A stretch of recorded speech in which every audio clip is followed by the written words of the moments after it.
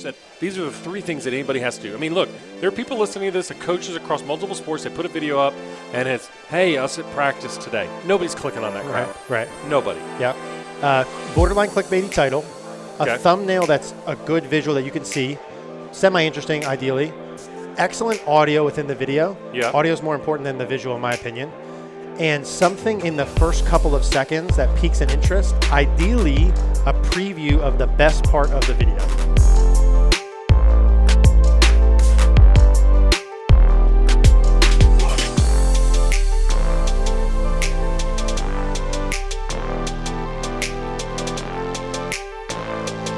Sitting here at the Open Forum with Eric Cogorno of the online presence. I like what you did there. I know. All right, so, okay. This whole podcast series right now is about why people struggle. Got it. Okay, why coaches struggle and why players struggle, and really why coaches struggle to connect to players. Yep. You have found a different avenue to do it.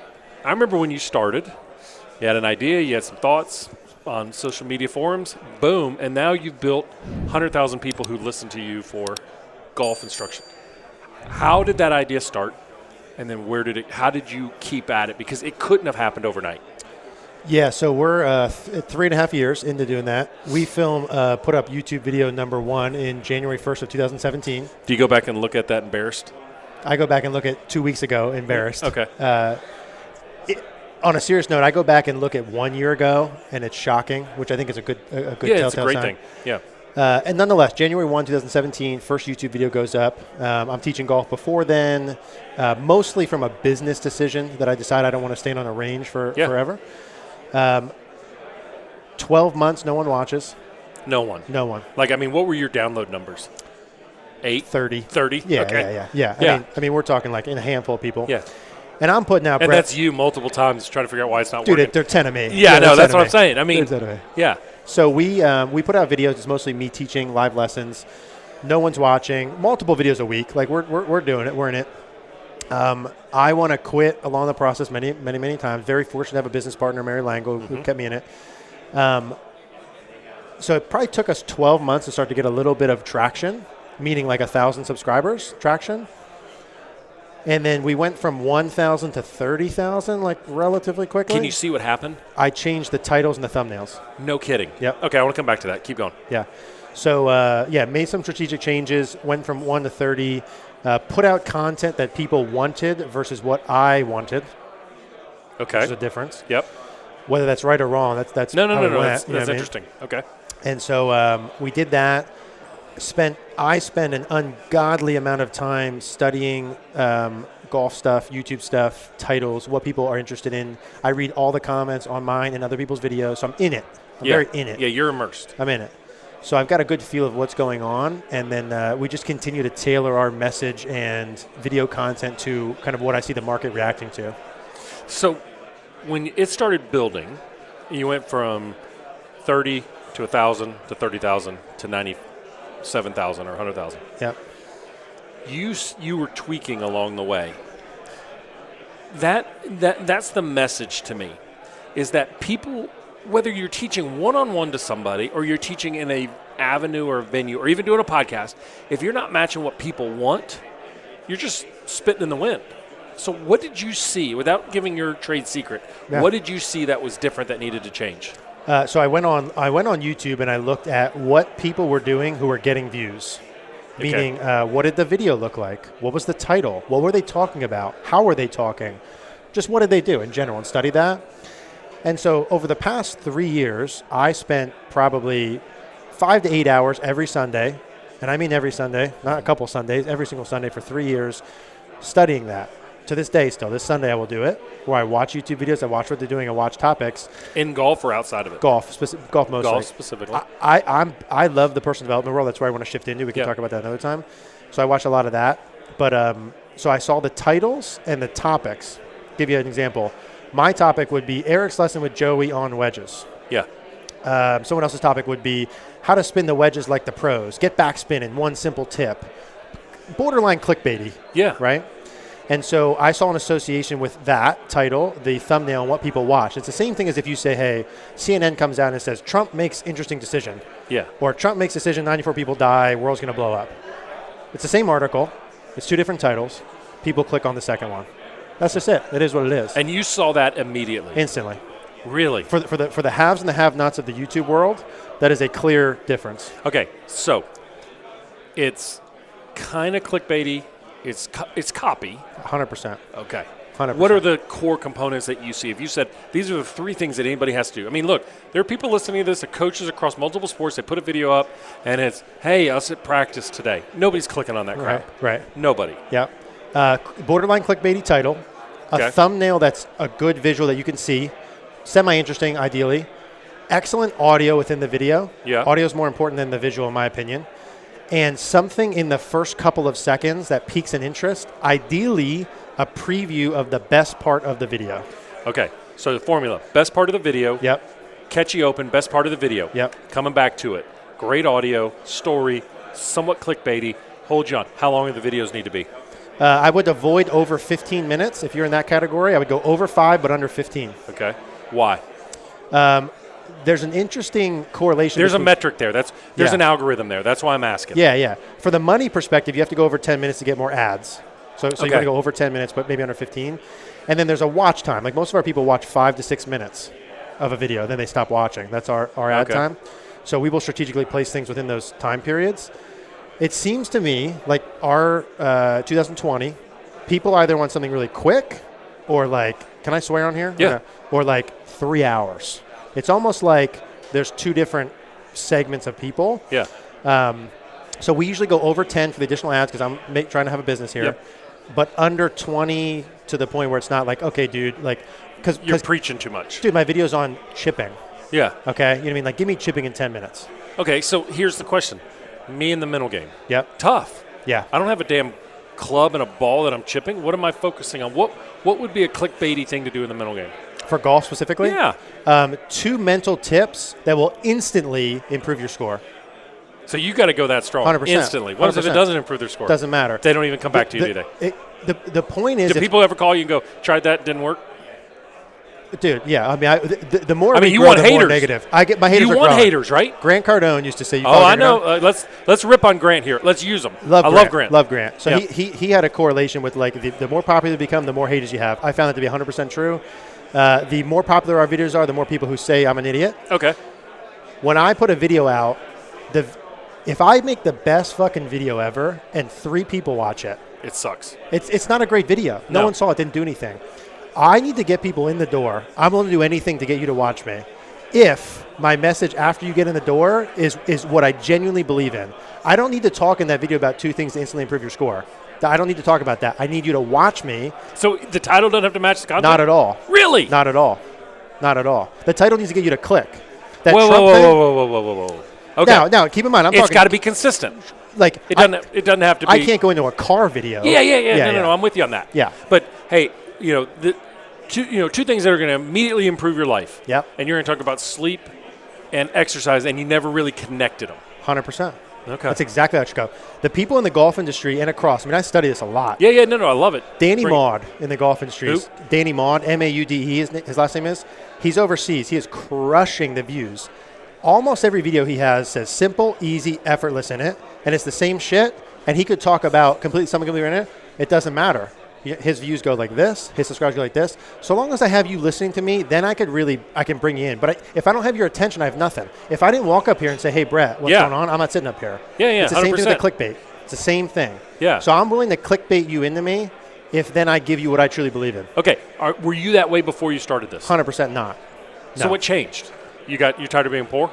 Yeah. Yeah, I mean, there's nothing wrong with that. Yeah, I like talking about money. Yeah, I'm in on that. One of my dear friends, Mark Blackburn, he goes, I'm a greedy capitalist. Oh, yeah, 100%. I mean, let's rock it. Yeah, 100%.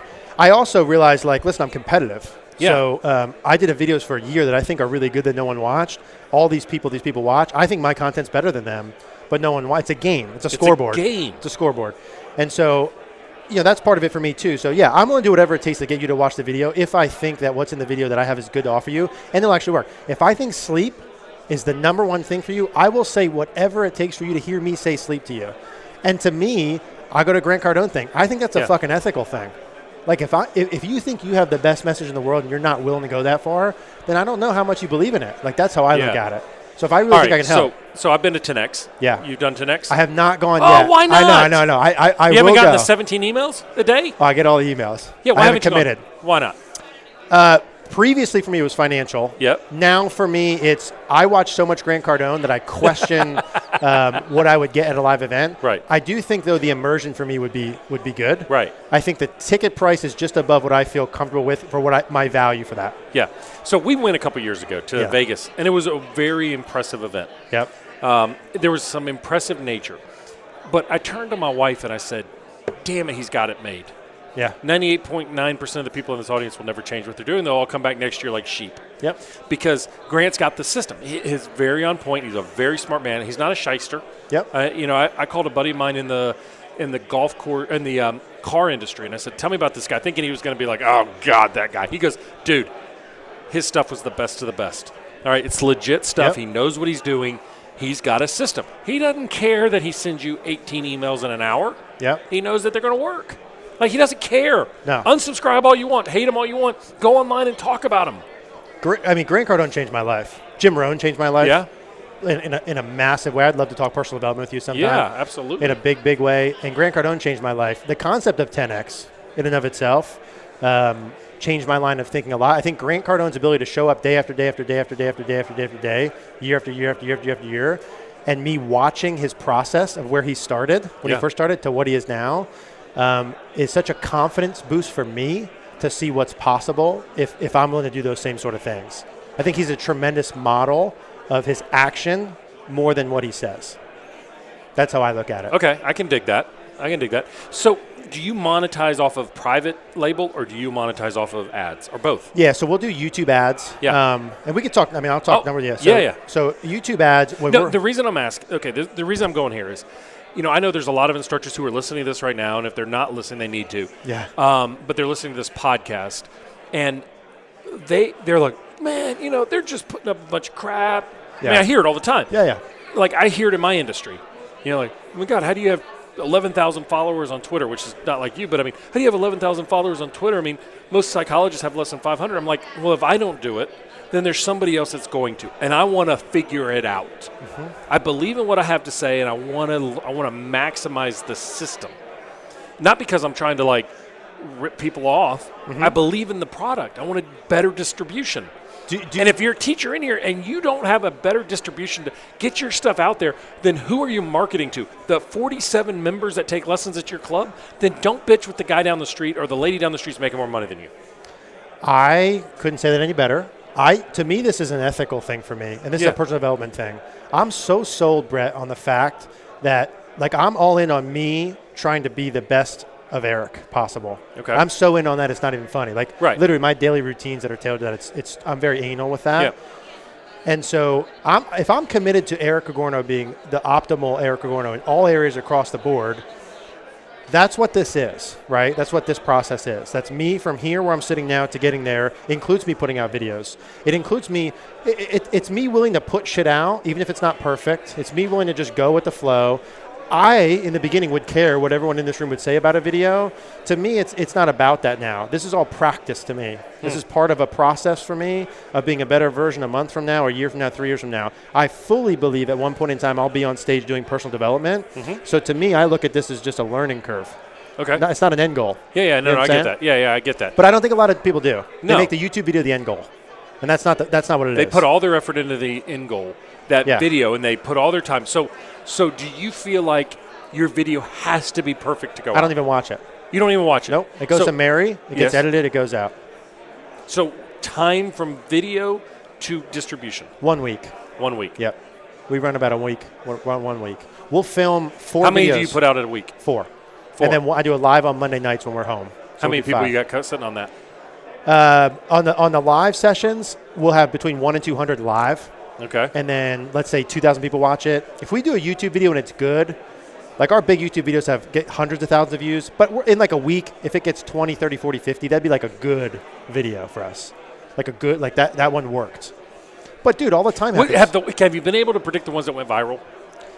Sometimes we'll do a video and I say to Mary, like, that one's going to hit. That hit. The title was right. My energy was good. I spoke concisely. The point was good. There's certain things in a golf video you have to hit. It's got to be clear, concise, one or two things. You must include a drill. There's got to be a take-home application, not just theory. What are they going to do with this tomorrow that hits?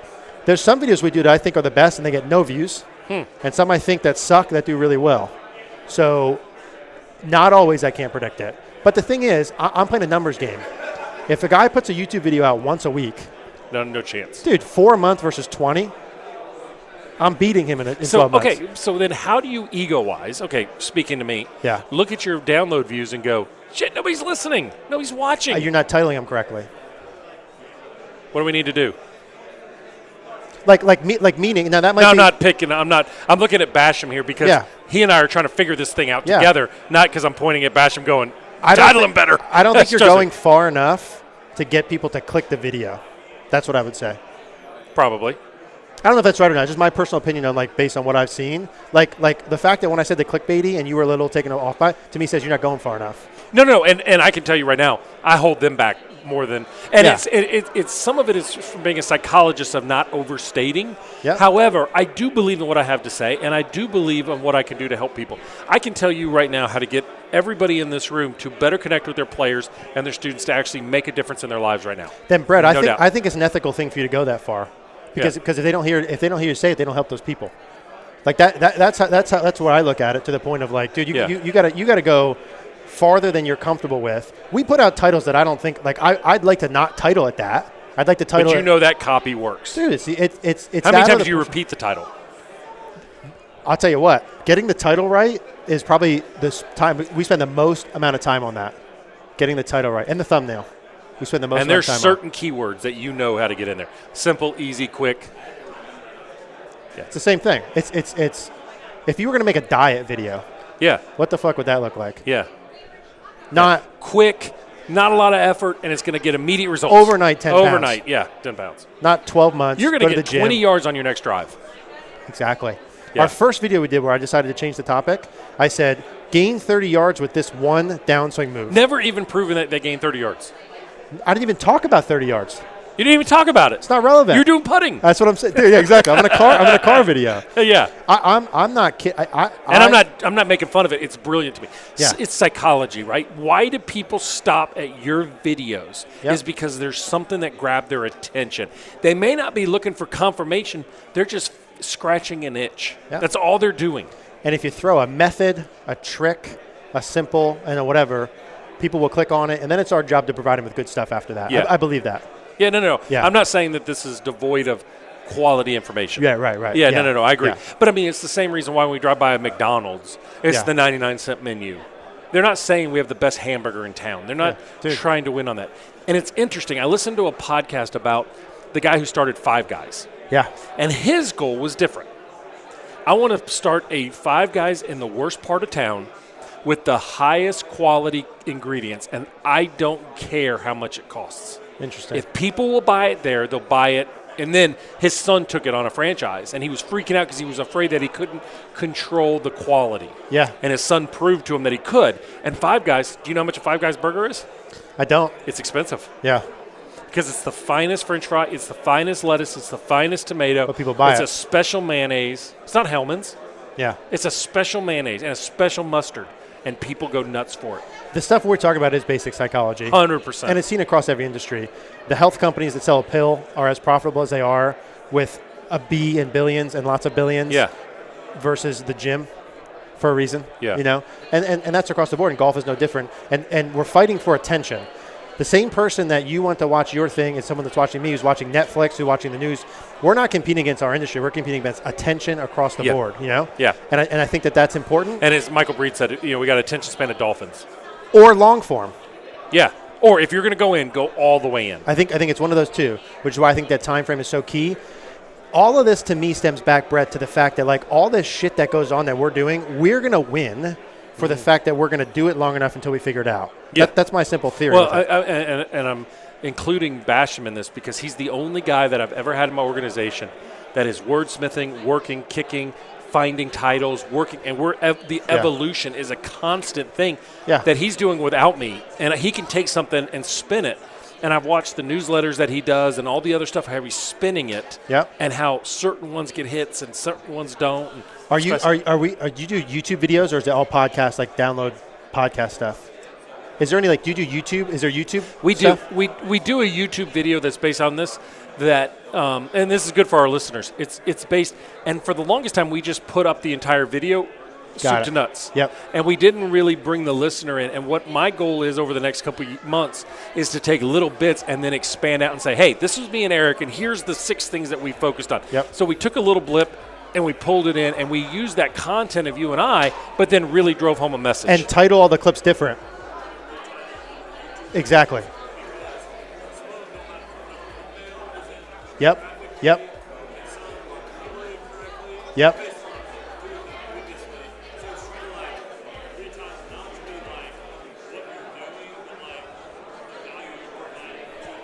Perfect. So who couldn't hear that? The point being with the long form, if you were to take an hour and clip it up into 5 to 10 minute clips and title all of them different. Yeah, exactly. Yeah. Exactly. Yeah, the Gary Vee model. Yeah. And all those guys, Valuetainment does that. London Real does that. Yeah. The guys that do interview styles, they pack them up. But dude, the title's got to go farther than you feel comfortable with. That's a good sign. It's got to be outside of what you feel comfortable with. All right, we're going to do a full podcast at a later date. Yeah. All right, thank you so much. Where can people follow you? Eric Cogorno Golf on YouTube would be the best way. Best way. Yep. You want them on YouTube. That's perfect. Awesome. Yeah. Thank you. Thanks.